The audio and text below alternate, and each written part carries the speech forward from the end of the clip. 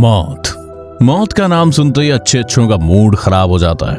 कोई भी मरना नहीं चाहता, मगर किसी के चाहने ना चाहने से मौत रुकती नहीं। इंसान उतना ही जीवन जिएगा जितना उसकी किस्मत में लिखा होगा। मृत्यु से डरना नहीं चाहिए, बल्कि इसके बारे में जानना चाहिए। धरती पर मौजूद हर चीज का अस्तित्व एक ना एक दिन खत्म होना ही है। जिसने जन्म लिया है उसकी मृत्यु भी निश्चित ही है। कहते हैं कि मृत्यु के बाद आत्मा कुछ दिनों तक अपने घर में ही रहती है, अपने परिजनों, अपने फैमिली वाले रिलेटिव्स के पास ही रहती है। क्या सच में आत्मा मृत्यु के बाद भी घर में मौजूद रहती है? और अगर रहती है तो कितने दिनों तक रहती है? मृत्यु के बाद एक व्यक्ति की आत्मा के साथ क्या क्या होता है? चलिए आज इन सभी सवालों के जवाब हम हिंदू धर्म के हिसाब से देने की कोशिश करेंगे। ये जानने की कोशिश करेंगे कि क्या वाकई में मृत्यु के बाद जीवन होता है, अगर होता है तो किस प्रकार का होता है। क्योंकि एक ना एक दिन आपके साथ, हमारे साथ, हम सभी के साथ यही होना है, तो क्यों ना इसके बारे में थोड़ा जान लिया जाए। सनातन धर्म के वेदों, ग्रंथों और पुराणों में हर उस सवाल का जवाब मिल जाता है जिसके बारे में इंसान अपने जीवन काल में एक बार तो जरूर सोचता है। जीवन और मृत्यु से संबंधित सवालों के जवाब भी गरुड़ पुराण में वर्णित हैं। गरुड़ पुराण 18 महापुराणों में से एक है जिसमें सवाल जवाब की एक श्रृंखला है। ये सवाल गरुड़ ने भगवान विष्णु से किए थे, जिनका जवाब भगवान विष्णु ने दिया था। गरुड़ पुराण में किसी की मृत्यु के बाद यमलोक की यात्रा, सद्गति, स्वर्ग और नरक के बारे में विस्तार से वर्णन मिलता है। गरुड़ पुराण में मृत्यु और मृत्यु के बाद के वर्णन के अलावा भी बहुत कुछ बताया गया है।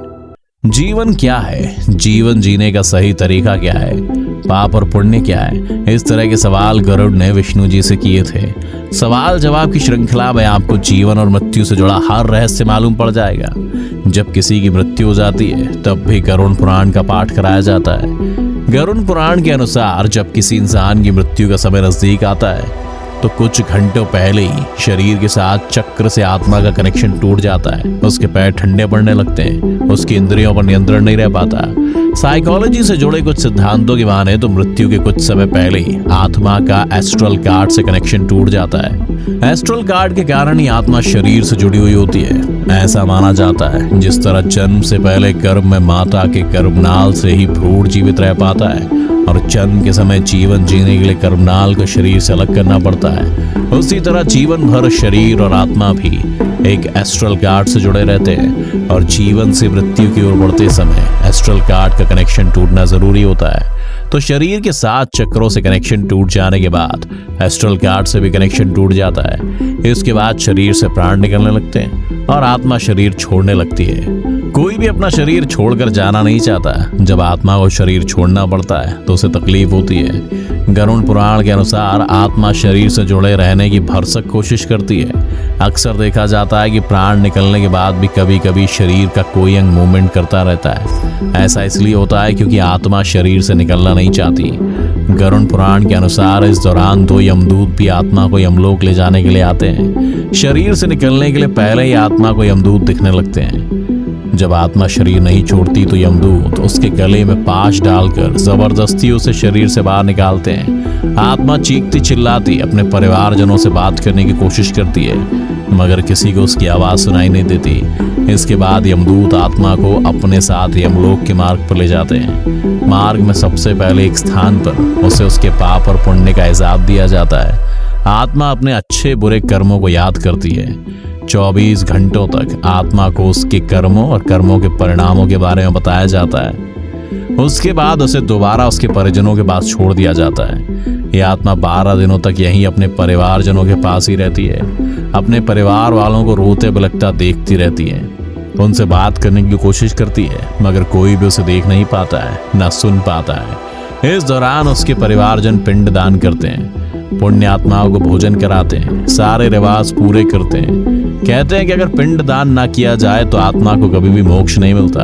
वो आत्मा पूरे ब्रह्मांड में बिलखती फिरती रहती है। इन्हीं 12 दिनों में घर में गरुड़ पुराण का पाठ भी करवाया जाता है, जिसमें इंसानों के कर्मों का क्या फल होगा वो सब कुछ बताया जाता है। फिर 13वीं के बाद 13वां दिन फिर से यमदूत उसे लेने आते हैं। उसे यमपुरी के मार्ग पर ले जाकर छोड़ दिया जाता है। आत्मा को खुद यमलोक के द्वार तक पहुंचना होता है। आत्मा को अपने बुरे कर्मों के फलस्वरूप यातना दी जाती है।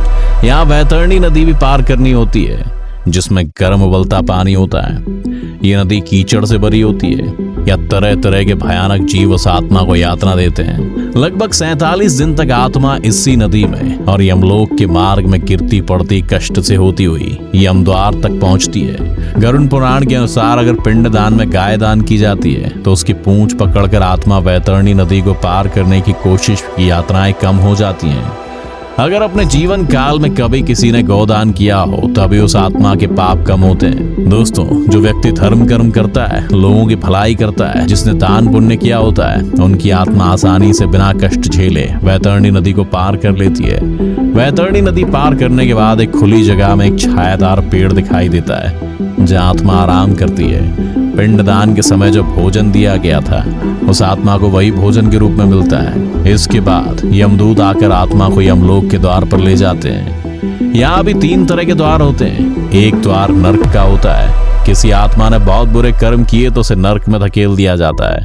वो आत्मा सालों तक वहां कष्ट झेलती है।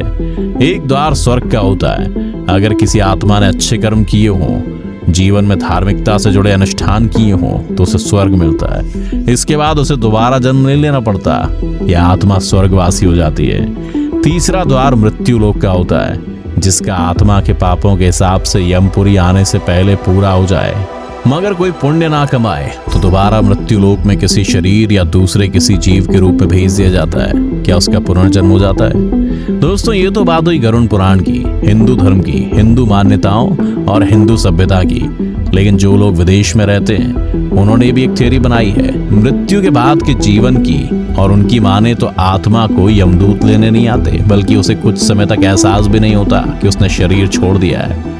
फिर उसे जब यकीन हो जाता है कि वो शरीर छोड़ चुका है तो अपने हर पसंदीदा जगह पर जाता है और आजाद महसूस करता है। 7 दिन बाद ही वो सब कुछ उसकी आंखों से ओझल हो जाता है। उसे केवल एक सुरंग दिखाई देती है जो उसे दूसरी दुनिया तक लेके जाती है। पुराणों की भाषा में कहा जाए तो वो यमलोक ले जाती है। इस सुरंग में एक रोशनी उसे राह दिखाती है, रास्ता दिखाती है। ये रोशनी बहुत तेज होती है। इसी रोशनी तक पहुंचने की आत्मा कोशिश करती है। इस दौरान उसके परिवारजन अपने अपने धर्म के अनुसार सारे अनुष्ठान पूरे करते हैं, दान पुण्य करते हैं, जिससे आत्मा को स्वर्ग पार करने में मदद मिलती है। अगर उसके परिवार वाले रिवाजों को ठीक से पूरा नहीं करते तो ये आत्माएं सुरंग में भटकती रहती है। जब आत्माएं अपनी मंजिल तक पहुंचती हैं तो तेज रोशनी में उसे अपना पूरा जीवन दिखाई देता है। उसके जन्म से लेकर मृत्यु तक सब कुछ एक फ्लैशबैक की तरह दिखाई देता है। ऐसे देखकर आत्मा के पापों के लिए पछतावा होता है। इसके बाद उसके अगले जन्म का निर्णय होता है कि अगले जन्म में उसे कौन सा रूप मिलेगा, कैसा शरीर मिलेगा। ये सब कुछ हमारे कर्मों पर निर्भर करता है। दोस्तों, ये सभी बातें पुराणों और अलग अलग सिद्धांतों पर आधारित हैं। ये जानकारी हमें इंटरनेट से प्राप्त हुई है और हम केवल ये वीडियो शैक्षणिक उद्देश्य से बना रहे हैं। आशा करते हैं आपको वीडियो पसंद आया होगा। उम्मीद करते हैं कि सवाल का जवाब आपको मिल गया होगा कि क्या आत्मा मृत्यु के बाद कितने दिन तक धरती पर रहती है सनातन धर्म के हिसाब से।